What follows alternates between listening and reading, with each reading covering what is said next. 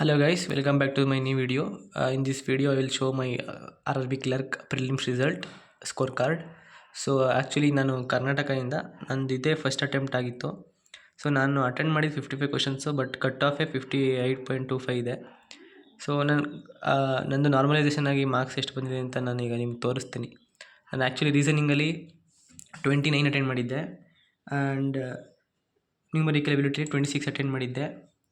ನೋಡ್ಬೋದು ನಂದು ರೀಸನಿಂಗ್ ಯಾವಾಗಲೂ ಹಿಂಗೆ ಆ್ಯಕ್ಯುರಸಿ ತುಂಬ ಹೋಗಿದೆ, ಮಿಸ್ಟೇಕ್ಸ್ ತುಂಬ ಆಗ್ತಿದೆ.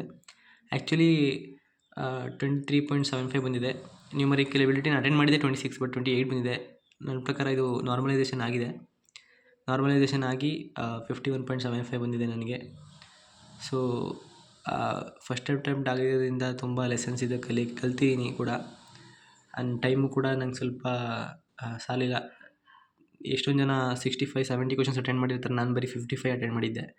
ನಂಗೆ ಗೊತ್ತಿದ್ದು ಆಗೋದಿಲ್ಲ ಅಂತ, ಬಿಕಾಸ್ ಕಟ್ ಆಫ್ ಯಾವಾಗಲೂ 60 ಮೇಲೆ ಇರ್ತಿತ್ತು. ಸೊ ಐ ಹೋಪ್ ನೆಕ್ಸ್ಟ್ ಅಟೆಂಪ್ಟಲ್ಲಿ ಕ್ಲಿಯರ್ ಮಾಡ್ತೀನಿ.